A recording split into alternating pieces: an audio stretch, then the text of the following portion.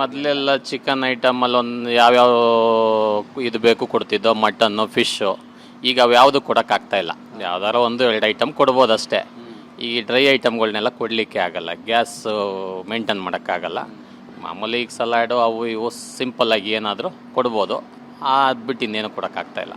ನಮ್ಗೆ ಎಷ್ಟು ದಿನ ಆಯ್ತು ಸರ್ ಸಿಲಿಂಡರ್, ಕಮರ್ಷಿಯಲ್ ಸಿಲಿಂಡರ್ ಸಿಕ್ಕು?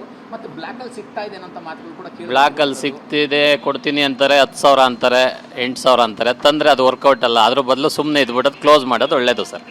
ಸರ್, ಸಾಮಾನ್ಯವಾಗಿ ಈ ಬಾರ್ ಆ್ಯಂಡ್ ರೆಸ್ಟೋರೆಂಟ್ಗಳಿರುವಂತಹ ಜಾಗದಲ್ಲಿ ಮಾಂಸಾಹಾರವನ್ನು ಇಷ್ಟಪಡೋದ್ರಿಂದ ಎಲ್ಲಿ ಇದೆಯೋ ಅಲ್ಲಿಗೆ ಗ್ರಾಹಕರು ಹೋಗ್ತಾರೆ. ಅದರಿಂದ ತಮ್ಮ ಉದ್ಯಮಕ್ಕೆ ಎಷ್ಟು ನಷ್ಟ ಉಂಟಾಗ್ಬೋದು, ಹೇಗೆ ಸಮಸ್ಯೆ ಉಂಟಾಗ್ತದೆ, ತಮಗೆ ಈಗ ಎಷ್ಟು ಪ್ರಮಾಣದಲ್ಲಿ ವ್ಯಾಪಾರ ಕುಸಿತವಾಗಿದೆ ಅಂತ? ನಮಗೆ ಆಗಿದೆ ಸರ್, ಒಂದು 40% ತನಕನೂ ಇದಾಗಿದೆ. ಇಲ್ಲೇ ಯಾರು ಮೊದಲು ಥರ ಬಂದು ಡ್ರಿಂಕ್ಸ್ ಮಾಡಿಕೊಂಡು ಅವ್ರಿಗೆ ನಾನ್ ವೆಜ್ ಅಂದರೆ ಇಷ್ಟ, ಬಂದು ಆರಾಮಾಗಿ ಕೂತ್ಕೊಂಡು ಹೋಗೋಣ ಅನ್ನೋರಿಗೆಲ್ಲ ಅವ್ರು ಕೇಳಿದ ಐಟಮ್ ಎಲ್ಲ ಸಿಗ್ತಾಯಿಲ್ಲ. ಅದರಿಂದ ನಮ್ಮಲ್ಲೂ ಕೇಳಿದ ಕೊಡ್ಲಿಕ್ಕೆ ಆಗ್ತಾಯಿಲ್ಲ. ಗ್ಯಾಸ್ ಮೇಯ್ನ್ ಕಾರಣ ಗ್ಯಾಸು.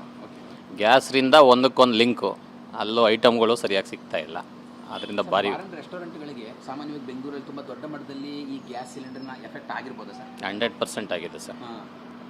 ತುಂಬ ಕಡೆಗಳಲ್ಲಿ ವ್ಯಾಪಾರವೇ ತುಂಬ ಕಡಿಮೆ ಆಗೋಗಿದೆ. 100 ಸೇವಿಸುವಂಥವ್ರ ಸಂಖ್ಯೆ ಒಂದು 40% ಡಲ್ ಆಗ್ಬಿಟ್ಟಿದೆ ಸರ್.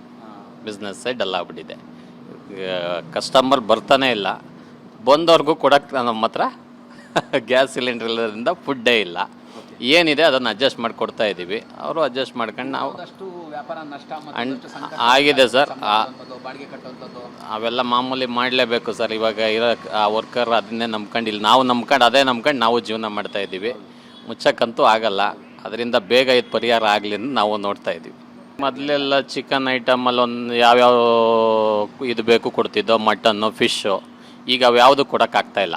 ಯಾವ್ದಾರು ಒಂದು ಎರಡು ಐಟಮ್ ಕೊಡ್ಬೋದು ಅಷ್ಟೇ. ಈ ಡ್ರೈ ಐಟಮ್ಗಳನ್ನೆಲ್ಲ ಕೊಡಲಿಕ್ಕೆ ಆಗಲ್ಲ, ಗ್ಯಾಸು ಮೇಂಟೈನ್ ಮಾಡೋಕ್ಕಾಗಲ್ಲ. ಮಾಮೂಲಿ ಈಗ ಸಲಾಡು ಅವು ಇವು ಸಿಂಪಲ್ಲಾಗಿ ಏನಾದರೂ ಕೊಡ್ಬೋದು. ಅದು ಬಿಟ್ಟು ಇನ್ನೇನು ಕೊಡೋಕ್ಕಾಗ್ತಾಯಿಲ್ಲ. ನಮ್ಗೆ ಎಷ್ಟು ದಿನ ಆಯ್ತು ಸರ್ ಸಿಲಿಂಡರ್, ಕಮರ್ಷಿಯಲ್ ಸಿಲಿಂಡರ್ ಸಿಕ್ಕು? ಮತ್ತು ಬ್ಲ್ಯಾಕಲ್ಲಿ ಸಿಗ್ತಾ ಇದೆ ಅಂತ ಮಾತುಗಳು ಕೂಡ ಬ್ಲ್ಯಾಕಲ್ಲಿ ಸಿಗ್ತಿದೆ, ಕೊಡ್ತೀನಿ ಅಂತಾರೆ, 10,000 ಅಂತಾರೆ, 8,000 ಅಂತಾರೆ. ತಂದರೆ ಅದು ವರ್ಕೌಟ್ ಅಲ್ಲ. ಅದ್ರ ಬದಲು ಸುಮ್ಮನೆ ಇದ್ಬಿಡೋದು, ಕ್ಲೋಸ್ ಮಾಡೋದು ಒಳ್ಳೆಯದು ಸರ್. ಸರ್, ಸಾಮಾನ್ಯವಾಗಿ ಈ ಬಾರ್ ಆ್ಯಂಡ್ ರೆಸ್ಟೋರೆಂಟ್ಗಳಿರುವಂತಹ ಜಾಗದಲ್ಲಿ ಮಾಂಸಾಹಾರವನ್ನು ಇಷ್ಟಪಡೋದ್ರಿಂದ ಎಲ್ಲಿ ಇದೆಯೋ ಅಲ್ಲಿಗೆ ಗ್ರಾಹಕರು ಹೋಗ್ತಾರೆ. ಅದರಿಂದ ತಮ್ಮ ಉದ್ಯಮಕ್ಕೆ ಎಷ್ಟು ನಷ್ಟ ಉಂಟಾಗ್ಬೋದು, ಹೇಗೆ ಸಮಸ್ಯೆ ಉಂಟಾಗ್ತದೆ, ತಮಗೆ ಈಗ ಎಷ್ಟು ಪ್ರಮಾಣದಲ್ಲಿ ವ್ಯಾಪಾರ ಕುಸಿತವಾಗಿದೆ ಅಂತ? ನಮಗೆ ಆಗಿದೆ ಸರ್, ಒಂದು 40% ತನಕನೂ ಇದಾಗಿದೆ. ಇಲ್ಲೇ ಯಾರು ಮೊದಲು ಥರ ಬಂದು ಡ್ರಿಂಕ್ಸ್ ಮಾಡಿಕೊಂಡು ಅವ್ರಿಗೆ ನಾನ್ ವೆಜ್ ಅಂದರೆ ಇಷ್ಟ, ಬಂದು ಆರಾಮಾಗಿ ಕೂತ್ಕೊಂಡು ಹೋಗೋಣ ಅನ್ನೋರಿಗೆಲ್ಲ ಅವ್ರು ಕೇಳಿದ ಐಟಮ್ ಎಲ್ಲ ಸಿಗ್ತಾಯಿಲ್ಲ. ಅದರಿಂದ ನಮ್ಮಲ್ಲೂ ಕೇಳಿದ ಕೊಡಲಿಕ್ಕೆ ಆಗ್ತಾಯಿಲ್ಲ. ಗ್ಯಾಸ್ ಮೇಯ್ನ್ ಕಾರಣ ಗ್ಯಾಸು. ಗ್ಯಾಸ್ರಿಂದ ಒಂದಕ್ಕೊಂದು ಲಿಂಕು, ಅಲ್ಲೂ ಐಟಮ್ಗಳು ಸರಿಯಾಗಿ ಸಿಗ್ತಾಯಿಲ್ಲ. ಅದರಿಂದ ಭಾರಿ ರೆಸ್ಟೋರೆಂಟ್ಗಳಿಗೆ ಸಾಮಾನ್ಯವಾಗಿ ಬೆಂಗಳೂರಲ್ಲಿ ತುಂಬ ದೊಡ್ಡ ಮಟ್ಟದಲ್ಲಿ ಈ ಗ್ಯಾಸ್ ಸಿಲಿಂಡರ್ನ ಎಫೆಕ್ಟ್ ಆಗಿರ್ಬೋದು ಸರ್? 100% ಆಗಿದೆ ಸರ್. ತುಂಬ ಕಡೆಗಳಲ್ಲಿ ವ್ಯಾಪಾರವೇ ತುಂಬ ಕಡಿಮೆ ಆಗೋಗಿದೆ. 100 ಸೇವಿಸುವಂಥವ್ರ ಸಂಖ್ಯೆ ಒಂದು 40% ಡಲ್ ಆಗ್ಬಿಟ್ಟಿದೆ ಸರ್. ಬಿಸ್ನೆಸ್ಸೇ ಡಲ್ ಆಗ್ಬಿಟ್ಟಿದೆ. ಕಸ್ಟಮರ್ ಬರ್ತಾನೆ ಇಲ್ಲ, ಬಂದವ್ರಿಗೂ ಕೊಡೋಕ್ಕೆ ನಮ್ಮ ಹತ್ರ ಗ್ಯಾಸ್ ಸಿಲಿಂಡರ್ ಇಲ್ಲದ್ರಿಂದ ಫುಡ್ಡೇ ಇಲ್ಲ.